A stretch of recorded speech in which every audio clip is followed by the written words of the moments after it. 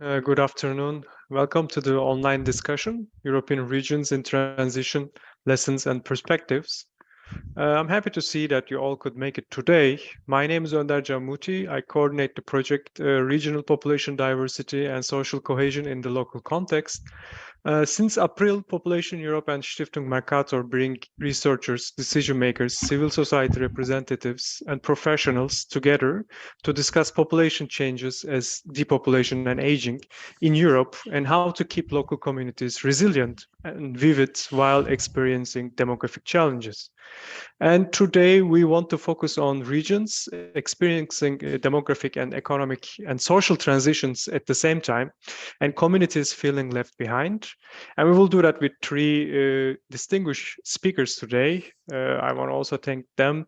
And I would like to give now the word to Andreas Edel.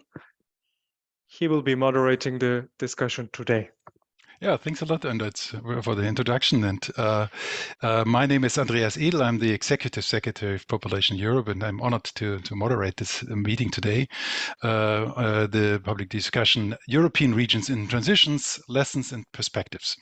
That's part of a project, Regional Population Diversity and Social Cohesion in the Local Context. And I would like to thank here at this opportunity to Stiftung Mercator, which supports and funds the project, and particularly also to Önder, who is organizing these wonderful meetings where we can learn a lot from different experts and stakeholders.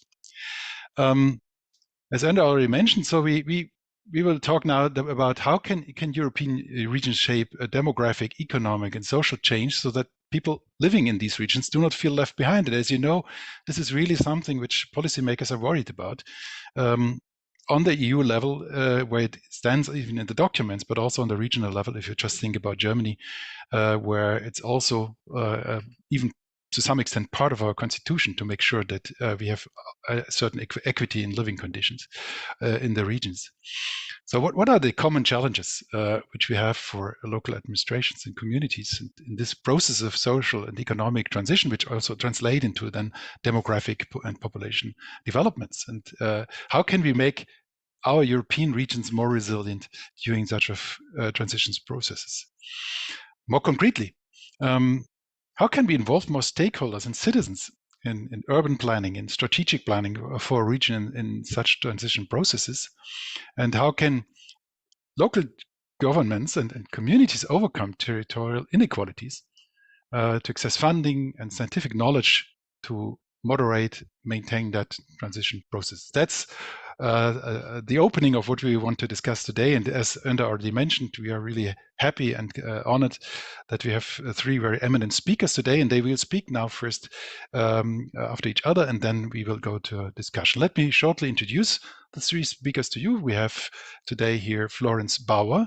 She's Regional Director for Eastern Europe and Central Asia at the United Nations Population Fund. Then we have Carola Geis-Netthöfel. She's a director of the Regionalverband Ruhr, so Regional Initiative Ruhr. And last not least, Daniela Kretz. She's a senior consultant for innovation, competitiveness, and sustainability at IDEA Consult in Brussels. As said, I would suggest that we start in the order of appearance, and then we would afterwards, after the three short presentations, we would then open the discussion and also involve you from the floor. Frau Bauer, the floor is yours. Thank you. Thank you so much. Such a pleasure to be here. Thank you for the invitation, and a pleasure to be with all of you with the panel as well as with all the participants.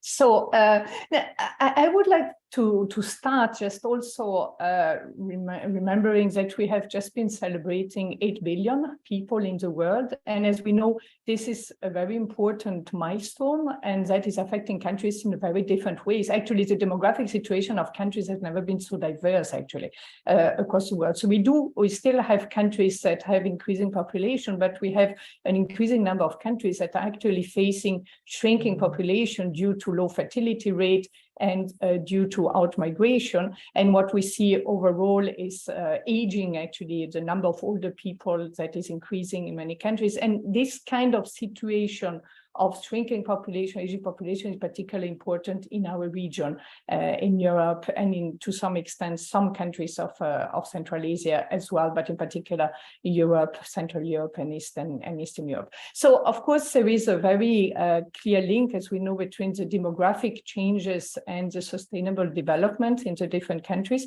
And I'll start just mentioning, as we know, and we're all very familiar with what we call the demographic dividend, so that the fact that we do have situation in countries where fertility has gone down and the number of people in working age has increased, and provided that there is an adequate investment in this population, that can translate into further economic development in those countries.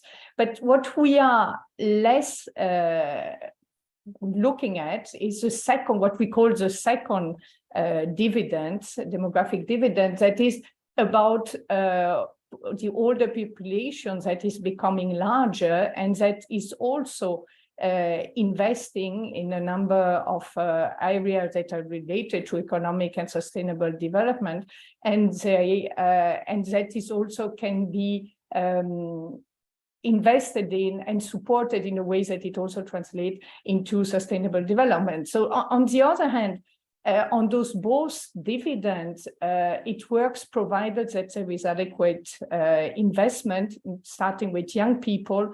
If they continue to have, like it happened in some countries, limited opportunities, for example, it's going to result in out-migration in some cases that can become a burden for society, and it can even translate into some unrest like we have been seeing in some countries.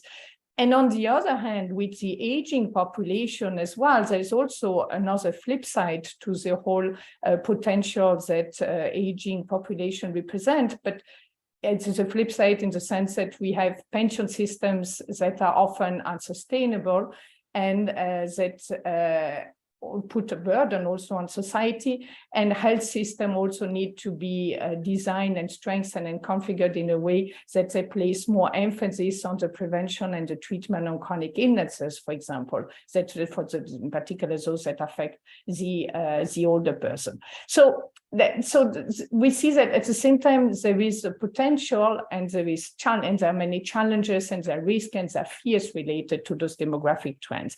So what we see as important is to invest, and I mentioned three aspects. So to invest first in older person, and that means that also go against, I will push back against the stigmas that exist in many countries against aging population.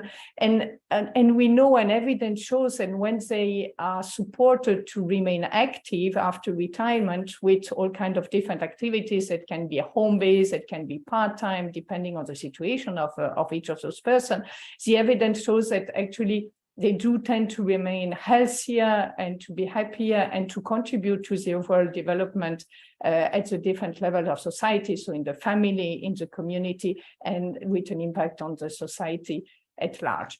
So that's one. The second one is, of course, investing in young people. If there are less young people in a country, that's it can also be seen as an opportunity to some extent to invest further in education, so to make sure that policies are in place so that those young people will really develop to their optimal potential. And that includes being supported for healthy lifestyles, for example, so to have a comprehensive kind of policies to support young people. And the third aspect is to increase also the investment in women, because in particular, when the workforce is shrinking, we do have many, actually in most countries where we still don't have gender equality. And so there is a large group of women that represent an important potential to also contribute to the economic development, provided that there are policies in place, and in particular gender sensitive policies in the private sector, for example. So basically, those aspects we're talking about, we need a more inclusive society. So really to have policies in place so that they include young people, older people, but also migrant, refugees, minorities that are all part of societies that are often actually not prioritized in the public policies in the countries. And that's why UNFPA has been launching in the Sofia conference last year. It was hosted by the government of Bulgaria together with UNFPA, and we launched a decade of demographic resilience. So the whole concept of demographic resilience is about changing a bit the narrative and really looking into those trends, looking as well at the opportunity that they represent. We know there's a lot of anxiety, in particular in our region, with lower fertility rate, higher aging population, in some cases out-migration of young people, migration in general. So to really consider those demographic trends and to look into the opportunities that they represent. So, for example, investing in older population, it has a whole silver economy, that is a concept that is very often related to investing also in young people so that they can have the families that they want to have. So as I said, gender equality, but also childcare,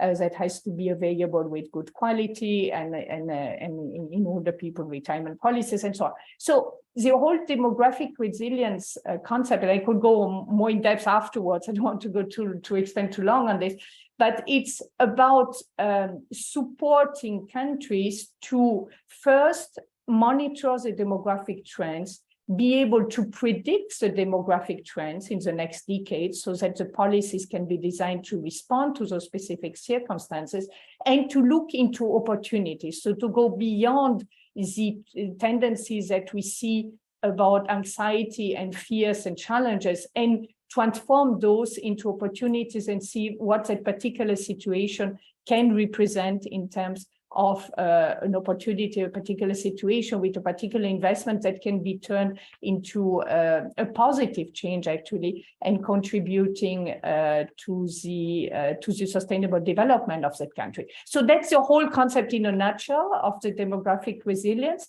And in that, as part of this framework, we are supporting country office to advance with that concept and to really transform it into an opportunity. I think I'll stop here. I must be at the end of my time, and we can go more into depth afterward. Thank you.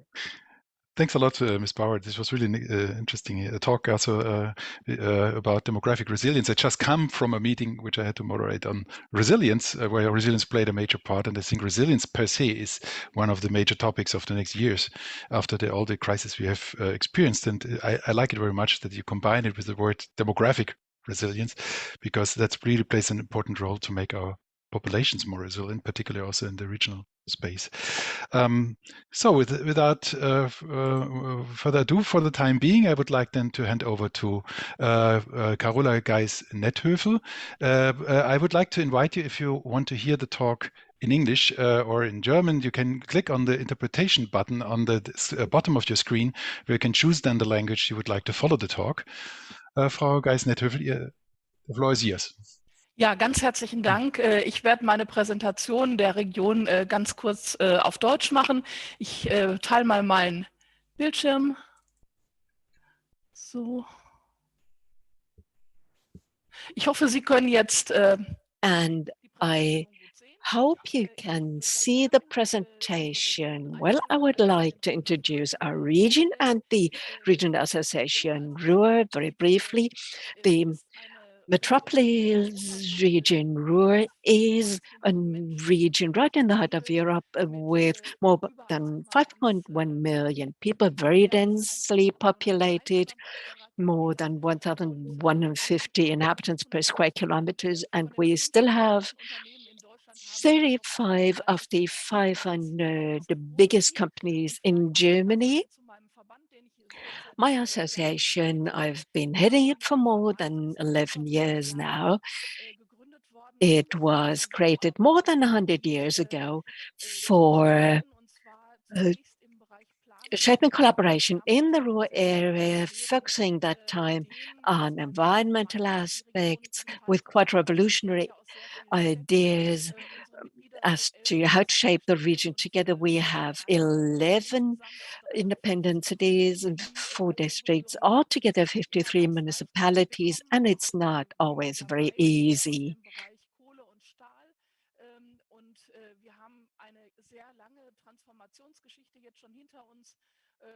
We have a very long history of transformation behind us, and several steps have been completed.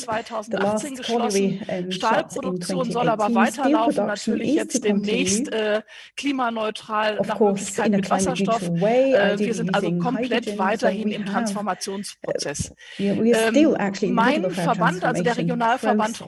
My association, the Regional Association of the Ruhr Region, has listed a series of topics that we want to engage with. I just said that we are originally from the field of environment, but we want to also support the people of the region, and the challenges we just heard affect all of us, in particular young people, and I'll come back to that in just a moment.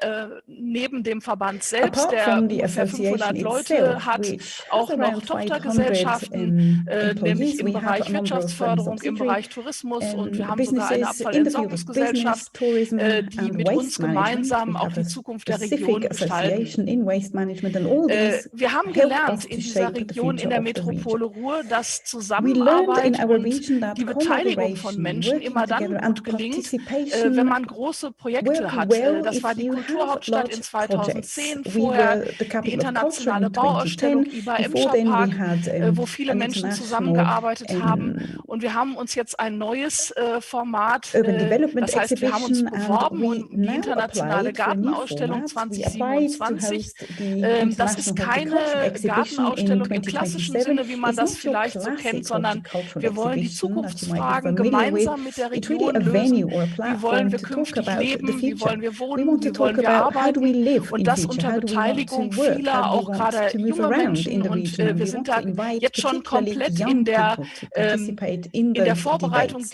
So we're right in the middle of preparing this horticulture exhibition. There's some construction going on, there's some redesign going on. So that's our next big project of the decade. And as a region, we still have a pretty bad image. If you think of the Ruhr region, you tend to think of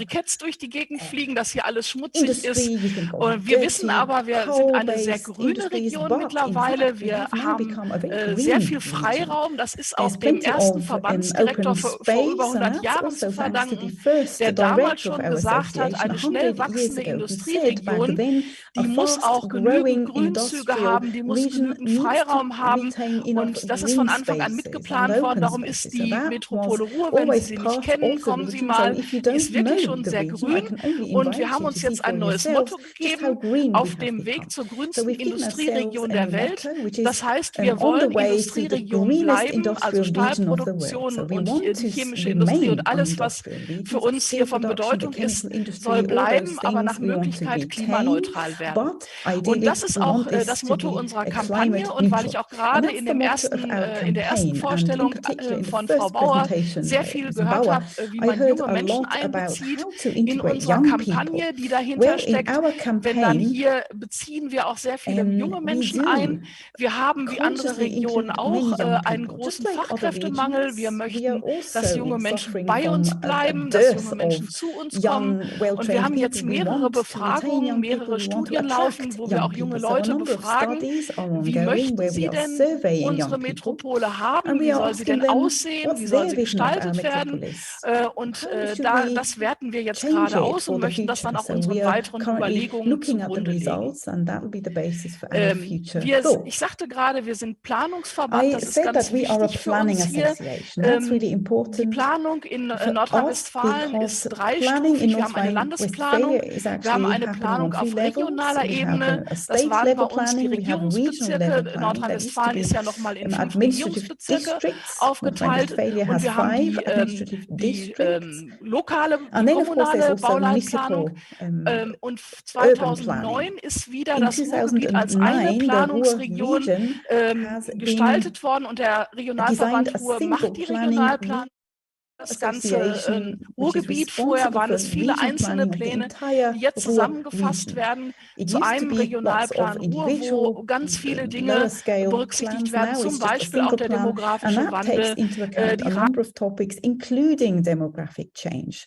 The framework conditions are set there for economic development, but also infrastructure projects, linear infrastructure, hydrogen pipelines, for example. Those are important aspects for us, and we hope to have a unified regional plan for the entire region by next year. So what have we learned? We learned that it's important for planning ahead to do this based on scientific knowledge and studies. We used to be slightly irritated that cities used to be compared in a city ranking exercises because we think we are one region. So we said, let's do a study to compare different metropolitan regions within Germany. What can we improve? And the result was that we are perhaps a region that isn't yet quite finished its development. It's an interesting region that attracts young people. We did a study on the science region, Ruhr. We also did another study on the ecological transition. What do we need to bear in mind if we want to be the greenest industrial region in the world? Which of course is a big vision. So we need to make sure it's based on facts and figures. And from those scientific studies, we are developing programs and objectives and aims. We have what's called a municipal council. It's really the mayors of the region and the district leads.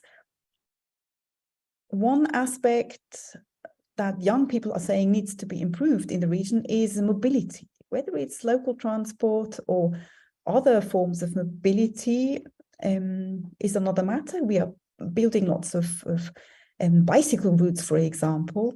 So this is something we need to look into, and the mayors and the heads of the districts, they agree that we need to improve our local public transport. So now we have a plan that contains 11 points, and we are trying to implement that plan together with our transport providers. So that's an example. We also know that if we want to develop our regions, geo-information is crucial, and we have the fortunate situation that we have had a network for a long time where all the municipalities come together. So our database is really excellent. We know where every tiny road is in our region. We have the climate data that we need. All of that has been brought together as a network. Another thing that's crucial for us is Europe. Last week, we have taken our mayors and regional district leads to Brussels, where we also presented our motto, towards the greenest industrial region in the world. And we explained the framework conditions that are necessary for us to achieve this objective, what Europe needs to provide for us. That isn't just funding, but for many things, we also need a new legal framework. For example, hydrogen. If we want to become a model region for hydrogen, then some legal regulations need to be drafted at a European level. So that was something that we communicated last week in Brussels. Otherwise, we do have an excellent network in the region, and we do prepare jointly for the new funding rounds, European funding rounds. So the Ruhrgebiet, the Ruhr region, as far as science is concerned, is a young region. During the times of coal and steel, there weren't any plans to have a university in the region. The oldest university is just about 60 years old, but by now we've actually got 20 universities and many research institutes in the region. And in 2022, we had a Metropolitan Innovation Summit in our region, which focused on different innovations in different metropolitan regions. We compared ourselves, for example, to regions like Greater Manchester or Pittsburgh or Sukuma in Japan. So regions that are also, on the way towards something else, that are in the middle of transforming themselves. We ourselves have a partnership with Greater Manchester and Katowice in Silesia. And we do work together very closely as regions and look to support one another. Okay, that was a quick run through.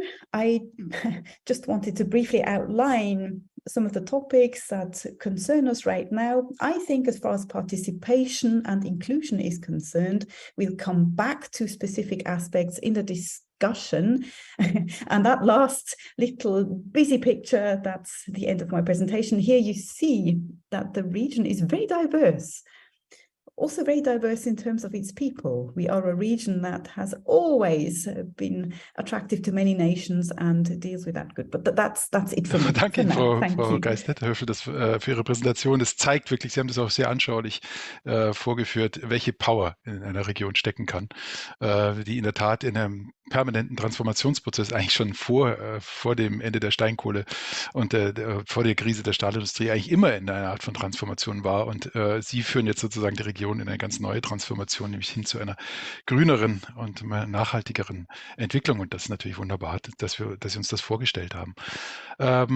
Ich würde gleich zur nächsten Speakerin überleiten. I would like to go to the next speaker immediately. Florence Bauer, the floor is yours. Sorry, Daniela Kretz, the floor is yours. Sorry.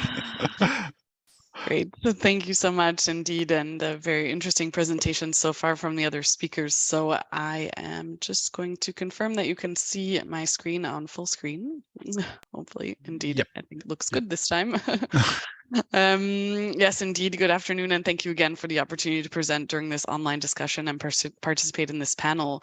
I've been asked to present a general view on green and digital transition strategies at EU level, as well as some cross-regional collaboration opportunities. So again, sort of falling very much in line with this narrative that we had in the other presentations about, on the one hand, monitoring as well as collaboration. When we think about regions in transition and facing transition and what local authorities and communities can do in the face of these transitions, we think on the one hand about obtaining information to understand and monitor those transitions through, for example, observatories or other EU monitors, scoreboards, and all of those tools that are available to capture these insights.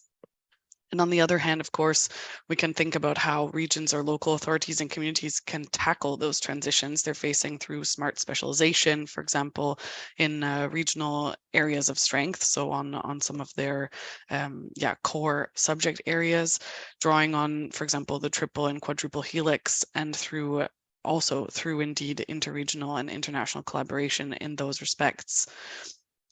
So I'll just go to my next slide indeed. And my objective here is not to be holistic, let's say, in presenting all European observatories to you that might be relevant, but to zoom in specifically on one that I think here is particularly relevant when we're speaking about regions in transition. And that is, on the one hand, of course, as we know, the European Industrial Strategy, which outlines 14 industrial ecosystems that are particularly relevant at pan-European level and have that nature of being addressed and relevant for many European regions and local communities, ranging everything from electronics and construction to cultural and creative industries and renewable energies.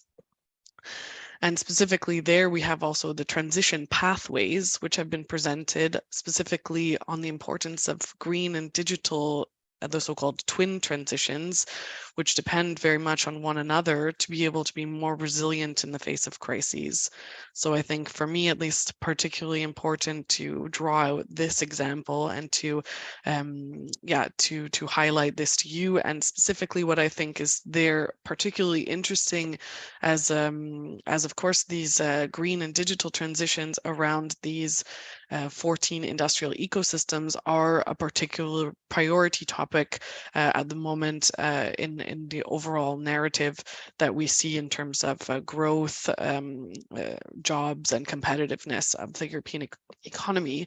And what will also be forthcoming, which is currently also a further monitoring tool, which is coming up, is on the performance of these industrial ecosystems, specifically looking also at their green and digital transition. And I think that's one which I would really like to highlight, where there's really going to be monitoring activities, for example, on how these industrial ecosystems and especially also their connections with regional and local communities are progressing already on some of these green and digital transitions. Which technologies are important, but also, for example, where do we see a lot of investments taking place? And as we heard already from the other speakers, of course, monitoring tools are particularly important in order to help also local communities to face these transitions. So I think that was one particular example that I would like to highlight here at this point. But of course, as I mentioned, there are many others which are interesting that we can also cover in the discussion. And then indeed, I would like to speak about interregional collaboration, as I mentioned, based on smart specialization as an opportunity for regions, for local communities, for stakeholders in the triple and quadruple helix to interact, to come together with each other. Some of you may be familiar with the use of indeed the smart specialization strategies to collaborate with other regional stakeholders through, for example, and maybe you've heard of the Vanguard Initiative, which is a place-based European network to boost innovation ecosystems. There's also been the European Entrepreneurial Regions Award, which has also featured a collaborative project amongst those regions, which have been labeled by the Committee of the Regions for their particular activities. And when I say regions here, of course, it's not only regions. We have also some indeed metropolitan areas, some urban areas who have also received this particular award and use that indeed as a platform to connect also with other like-minded regions in the entrepreneurial domain.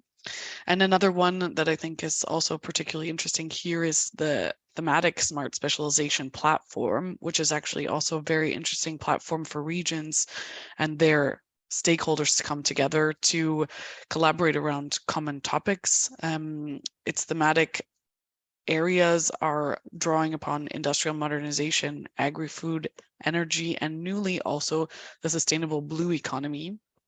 It's a platform that has been launched already several years ago, with now a forthcoming smart specialization, so S3 community of practice, which should also foster further these this existing platform and these thematic partnerships to come together to create possibly new partnerships, but also to foster those existing partnerships with the support they need to be able to further develop their collaborations and their learning opportunities together, whether that be indeed to work together to just share experiences and best practices and carry out, for example, classical Interreg projects or Horizon Europe projects, or whether that be to take it further and really look at interregional innovation investments, for which there's also a new instrument at European level, the so-called I3 interregional innovation investments, which I've also linked here, which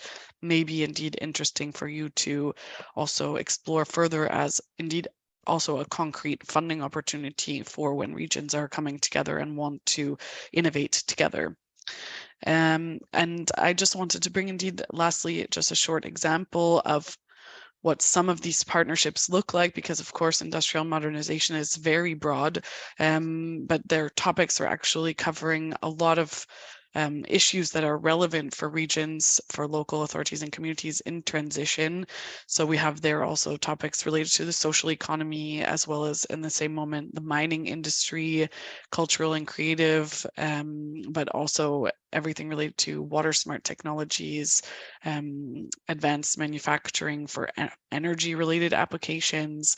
So just to say that while industrial modernization may sound very focused on a specific set of industries, it is actually all encompassing, and there is really an opportunity for regional stakeholders to come together under these platforms and already perhaps under some of these existing topical areas. So indeed, that's from my side. I wanted indeed just to present those to you and to also highlight that, of course, if you have any questions beyond this presentation, I would be happy to also be in touch with you to give you some more information about some of these or indeed other interesting monitors that you might be interested to hear about. Thank you. Yeah, thank you, Ms. Gratz, for this really exciting overview on all these different levels of activities and also of opportunities to cooperate and to receive also support.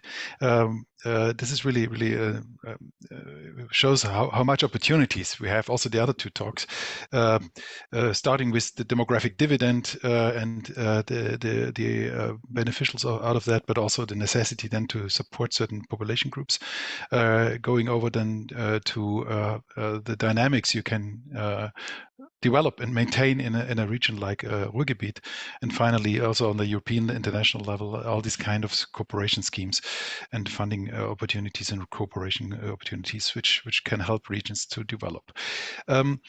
I would now like to open the debate, also involve the audience, and you can, whenever you would like to take the floor, have a question, please write your name down in the chat room, or you can also use the raise hand function whenever you want to take part in the question.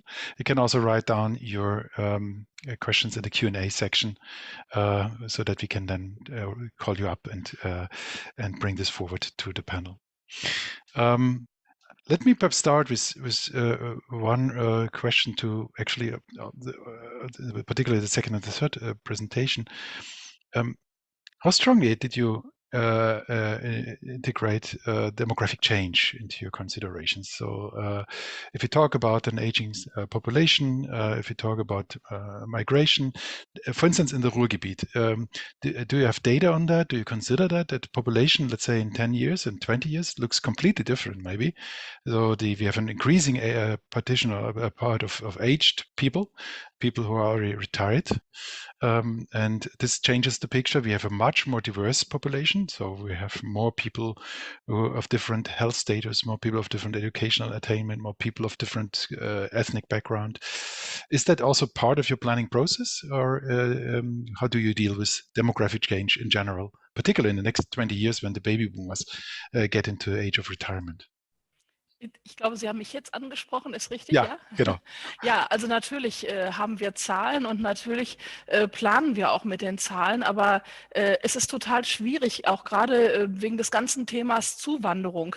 Wir haben ja mal geglaubt, wir wären eine schrumpfende Gesellschaft, und wir sind jetzt gerade in den Städten wieder dabei, natürlich durch den hohen Migrationsanteil, den wir jetzt auch gerade wieder haben, wachsen unsere Städte teilweise, aber natürlich sind wir auch eine älter werdende Gesellschaft, und deshalb haben wir ja auch gerade jetzt die Aktivitäten nochmal verstärkt in den Blick genommen, dass wir für junge Leute eine attraktive Region werden wollen, dass wir die jungen Leute hier halten wollen, aber auch junge Leute zu uns gerne einladen möchten.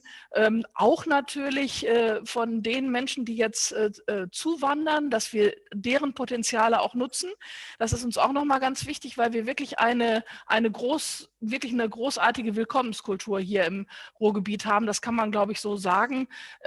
Wir kennen das eben seit 150 Jahren, dass immer Menschen zu uns kommen, zu uns zuwandern, unterschiedlicher Nationalitäten, und mit denen möchten wir auch ganz gerne hier arbeiten. Aber das bringt natürlich auch Herausforderungen mit sich. Unsere Städte, das weiß man, glaube ich, sind nicht von Reichtum gesegnet. Sie sind alle sehr arm und verschuldet. Und gerade das Thema, wie kann ich denn auch den Menschen, die zu uns kommen, eine vernünftige Zukunft geben, von der frühkindlichen Bildung über Schule, über Bildung, Ausbildung bis hin zu einem guten Leben. Das ist nicht ganz einfach für unsere Kommunen, und daran arbeiten wir jetzt sehr stark. Und wir stellen auch jetzt schon fest, dass wir eben, Sie sprachen gerade die Babyboomer an, zu denen ich ja auch gehöre, die jetzt gerade ausscheiden oder demnächst ausscheiden. Wir stellen auch hier einen sehr, sehr großen Fachkräftemangel gerade fest. Wir selber kriegen kaum Leute. Unsere Firmen, das Handwerk, alle stöhnen und müssen gucken, wie geht das eigentlich weiter. Und das sind Dinge, die wir jetzt auch gemeinsam angehen wollen mit den unterschiedlichen anderen Stakeholdern, dass wir einfach gucken, wie kriegen wir diese Herausforderung bewältigt. Ja, vielen Dank. Frau Ketz, wollen Sie dazu gleich? Yes, I'm totally language confused at the moment because I'm also a German speaker, but I'll answer in English. So just for the sake of remaining in the same language. But yes, indeed, it's definitely very challenging. I mean, from our perspective, of course, we rely heavily on the regions to reflect on their particular regional challenges and situations. But there is, of course, let's say, I would say the reason why it becomes so essential to involve stakeholders from the quadruple helix, and by that I mean the regions, the research, the industry, and the civil society in the design of the smart specialization strategy, so in the strategies and the policies of the region, to make sure that they are indeed robust and at the right level, targeting the right, let's say, strengths of the region, also with an orientation towards what will be the priorities of the future generations. I think that I can only underpin that, so to say. And in terms of European monitoring data, there are specific monitors that take into consideration, of course, the current situation. But I think it was a very relevant point from Ms. Geis-Nethöfe to say that indeed the current transitions of migration and population dynamics are perhaps not taken into consideration in that future-looking perspective in the way that would be needed in order to reflect that at this point. So I take that home for myself indeed as an important consideration for how to take that into consideration. Yeah, thank you. Florence, demographic resilience can mean something very different depending on whether you're in a region with an aging population, with a young region, like Carola just pointed also out for the Ruhrgebiet, where you have a lot of immigration also from students and other populations. It can also mean something different if you are in a remote region where you have less infrastructures, and when you like to benefit, how strongly you can benefit from the demographic dividend and other benefits actually of demographic change really depends largely on where you live. How do you put that into the picture of the demographic resilience? Yeah, no, thank you. Thank you so much for the question. Actually, indeed, it very much depends on the situation. And actually, the whole concept of demographic resilience is about analyzing, predicting, and planning the different demographic evolution in each country. And even when we talk about a country, it's not enough, because it's a huge difference between the region. I mean, in Germany is a very different situation depending which region of the country we're talking about, and that's valid for any other country. So it's really about understanding those movements and being prepared to respond to them, because it goes, from the planning on any kind of policies, even the infrastructure, the teachers, how many schools do you need, how many teachers do you need, how many centers, how should your social protection program for aging population look like, depending on how many people you will have. How will the health centers have to adapt to the need of young people if you have many young people coming maybe from other countries within the migration process? Or how is it going to look like if you have an aging population that will require a different kind of services? How are we going to plan the policies if you have a population in the reproductive age that want to have family, and they need to have a number of services in place so that they have access to family planning, to contraception, but also to childcare and other kind of policies that are implemented in the public and also in the private sectors that will enable them to have the number of children that they wish to have, actually. So it's really the whole concept of demographic resilience, which is fascinating. I find it's really about looking at those demographic trends and take the number of steps that you need to take to be prepared tomorrow, but not tomorrow, actually. You really have to take those steps very well in many years in advance, because those trends that take a number of years actually to come out, and some of them are quite predictable actually. About the age of baby boom, which was mentioned here, we know about that situation, and we know that, which is the good news, is that people live longer lives when they have access to health service and so on, which is something very positive. But we have, at the other hand, to be prepared from a policy point of view to respond to those needs. And also that comes the important part of the concept of looking into opportunities. You have a healthier population who is going to live a longer age, and evidence shows that when they're active, they're going to be healthier and happier, actually, with the concept. So, but the kind of job will probably be very different from the kind of jobs that they would do with 30 years, when they're 30 years old, for example.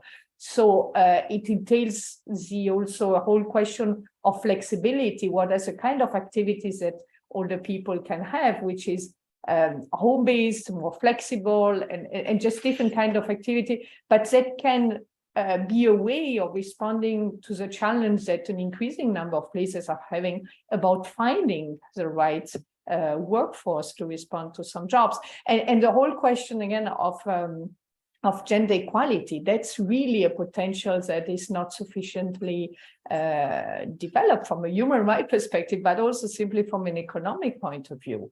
When you have shrinking workforces in many of those regions, there is a huge potential of women who often would like to be able to work, provided that they have access to the right policies and services that enables them to have the family life that they want to have, but also the career that they want to have. And we know that this is a challenge because many women are faced with that dilemma. Do I have to have a career or do I have to have a family? And many would actually like to have both, but in order to have both, you have to have a number of policies that are in place for you to do that.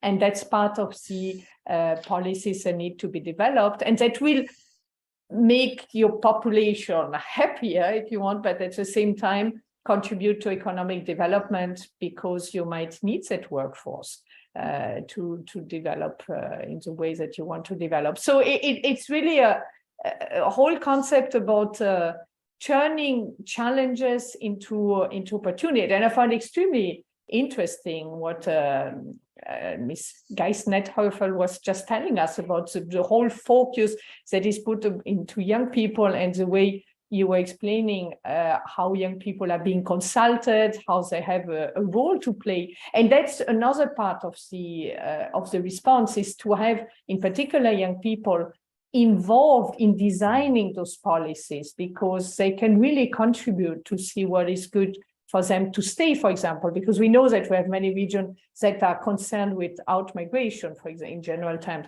And so what is needed for them to stay in the region, for example. So that was also very interesting. Yeah, thanks a lot, Esmet. You picked a very important point. Darf ich eine ganz kurze Ergänzung dazu machen? Ja, selbstverständlich. Ja, das wäre ganz schön, weil das fand ich jetzt gerade so zum Schluss so spannend. Wir haben gerade festgestellt, dass gerade die jungen Leute dieses Thema Vereinbarkeit, Familie, Beruf, Work-Life-Balance ganz oben ansiedeln und das Thema, wie viel Geld verdiene ich, in welchem Beruf, gar nicht mehr so eine große Rolle spielt, sondern tatsächlich, wie kann ich in einer Region leben? Kann ich gut leben? Habe ich Grünflächen in der Nähe? Habe ich gute Aufenthaltsmöglichkeiten? Das hat unsere letzte Untersuchung gerade ergeben, aber ich glaube, das ist in anderen Regionen vergleichbar. Also da haben Sie vollkommen recht. Ich glaube, man kann da auch natürlich auch beim Regionalmarketing auch ansetzen, dass sich eben solche Bedürfnisse verändern und verschieben. Wir hatten mal im vorletzten Jahr vor der Pandemie hier eine Veranstaltung mit sehr vielen jungen Menschen auch, und da kamen gerade solche Aspekte mit rein, dass es gar nicht mehr so sehr darum geht, sozusagen viel zu verdienen, sondern eben tatsächlich solche Sachen wie: Habe ich ein gutes Breitband, kann ich mich im Internet gut bewegen, habe ich eine einigermaßen grüne Umgebung und so weiter. Work-Life-Balance spielt heutzutage eine größere Rolle als vielleicht noch in der Babyboomer-Generation, und das ist ja auch gut so. Das heißt, das sind ganz neue Dimensionen, und das macht die regionale Planung und regionale Politik natürlich auch komplizierter, weil sie im Grunde genommen natürlich, wenn wir von der alternden Bevölkerung sprechen, ja sehr unterschiedliche alte Menschen damit ansprechen. Wir haben Silver Ager, wir haben Leute, die arm sind, die wirklich sozusagen nicht wissen, wie sie über die Runden kommen. Wir haben Leute, die gesund sind, Leute, die nicht gesund sind. Das heißt, im Grunde wird das Bild immer komplexer, je weiter man in die Details reingeht.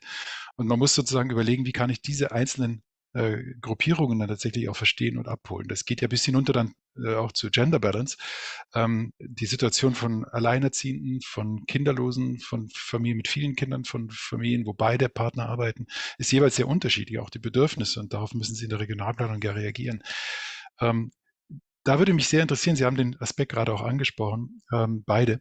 Wie stark und welche Formen können wir denn finden, um die Bürgerbeteiligung, die Beteiligung der Betroffenen etwas stärker mit einzubringen? Haben Sie da Erfahrungen, die Sie weitergeben möchten? Auch die anderen Teilnehmer im Raum können sich gerne auch über den Q&A-Button an dieser Diskussion beteiligen. Also wie kriegen wir das hin, dass wir tatsächlich die Menschen nicht nur nicht liegen lassen, sondern tatsächlich eben auch aktiv zu beteiligen und zu aktivieren? Was sind da so Ihre Erfahrungen? Frau Geisnethöfel, Sie hatten schon so ein bisschen in die Richtung. Ja, wenn ich damit anfangen darf, wir müssen, glaube ich, unterscheiden.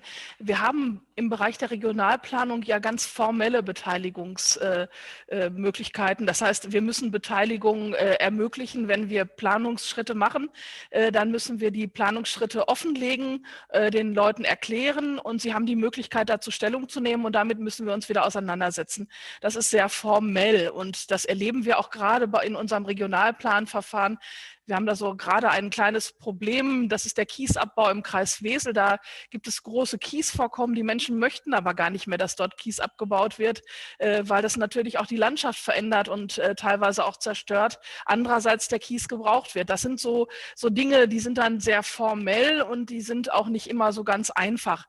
Aber was ich schön finde, sind so Formate, jetzt informelle Formate, die wir auch sehr viel nutzen, um eben die Menschen insgesamt einzubeziehen. Ich sprach gerade davon, dass wir junge Menschen befragen und auch mit jungen Menschen in Diskussionen gehen, um zu schauen, was erwarten sie denn eigentlich von der Region und von uns. Und da gibt es ja sehr viele Beteiligungsformate. Und wir haben allerdings auch ja, ich sag mal, Netzwerke, die wir mit unseren Stakeholdern machen und wo wir dann auch gemeinsam gucken, wie kann man den Menschen noch mal beteiligen und auch fragen, was sie denn für Vorstellungen haben. Wir haben auch schon mal im Laufe der Jahre eine Beteiligung über die Medienlandschaft gemacht, dass wir so Fragen gestellt haben, insgesamt zur Regionalentwicklung, was man denn gerne möchte. Da kommt von der Bushaltestelle um die Ecke bis hin zu, ich brauche mehr Kindergärten, kommt dann alles mal raus. Aber wir versuchen es jetzt im Moment ein bisschen themenbezogen zu machen. Im Moment eben bezogen auf junge Leute, was sie von der Region erwarten und was wir noch verändern müssen, gerade auch auf dem Weg hin zu einer grünen, auch digitalen Region. Und ich würde mich freuen, auch nochmal Erfahrungen eben aus anderen Bereichen zu hören, die auch mit solchen Beteiligungsformaten Erfahrung gemacht haben, was man denn da noch vielleicht auch noch interessanter gestalten kann. Mhm. Also das ist übrigens ein sehr spannendes Thema, was Sie gerade anreißen. Wir hatten dazu auch schon mal eine Veranstaltung. Es gibt dazu auch eine ganze Menge von Forschungen von Leuten, die zum einen in die Region gehen und dann gucken, wo sind die sozialen Räume, wo solche Dialoge stattfinden, und da sozusagen dann auch die entsprechenden Gestaltungsräume suchen und versuchen, Informationen zu bekommen. Und es gibt eine eigene, ja, kann man fast sagen, Forschungsrichtung, die sich damit beschäftigt. Wie können wir eigentlich so Bürgerdialog, Bürgerbeteiligungsformate effizienter gestalten?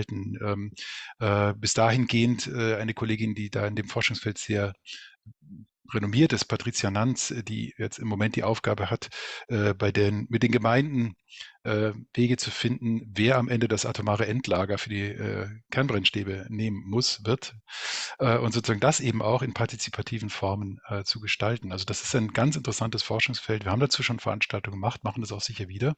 Aber ich möchte jetzt nicht vorgreifen. Wenn Sie auch im Raum die Teilnehmenden Anregungen haben, dann freue ich mich, wenn Sie da einspringen. Ich würde jetzt zunächst aber, I would like to give Daniela Kretz the word. Maybe you can also contribute, give us some ideas about that.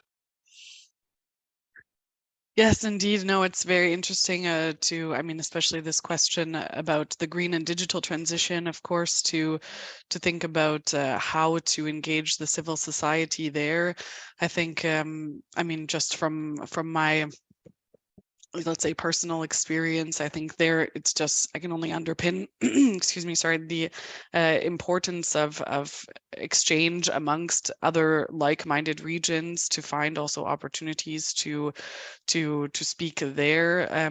What I think, I mean, as I already mentioned before, could be an interesting platform to explore is this smart specialization platform to seek exchange with other regions, but there are also other, let's say, experiences that are possible. There are regions in industrial transition who come together to also be able to exchange on these types of subjects. For myself, at least, I think about work I've done and working together with East and North Finland, which is also facing, yeah, indeed, a lot of challenges related to depopulation, to retain youth, especially when we're speaking about, I mean, challenges with a drain of the interested youth to go study, for example, in Helsinki region. It was a very considerable issue for them in the green and digital transition, but also in the innovation domain. There was important to strengthen the higher education institutes to work on retaining also the young people, to make sure that they have interesting study programs relevant for the different young people to remain in the region. I think that was a particularly important element, but also to work together with local industry to find, for example, opportunities for those young people who are studying to also carry out, for example, internships or have first work experiences in the regions, in those domains that they're interested in. So I think that's can also be interesting to tie, indeed, again, the industry back in to engage those specific priorities of the younger generation,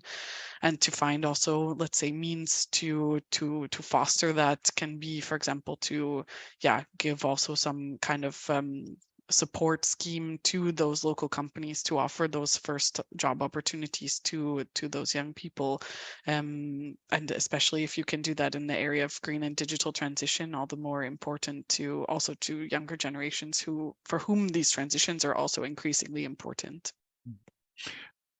Yeah, thanks. Do you think that there could be also room for cooperation between old people and young people in the region? I mean, we often, which for good reasons, we think about, of course, engaging young people, keeping them in the region, bringing them back to the region if they moved away, creating attractive conditions. But there could also be actually a room for bringing people together and let us develop them together. So, because, for instance, if you think about the green economy, the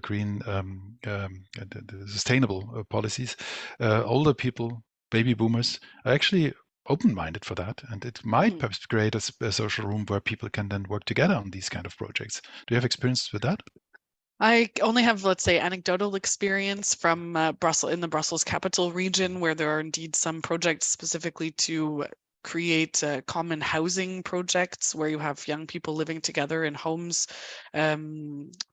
with people of older generations, to create, indeed, let's say, sort of more animated living spaces where you have, indeed, the younger people there to also engage socially with the older population, to also support them more, also, indeed, from a social perspective. So not, let's say, with actual care activities, but and that fosters, indeed, as you mentioned, this exchange where you hear also that some of the older generation have actually more experiences with resource efficiency, with trying to also live sustainably from, let's say, the post-war experiences that they had, which creates really interesting dialogues and very interesting experiences amongst them.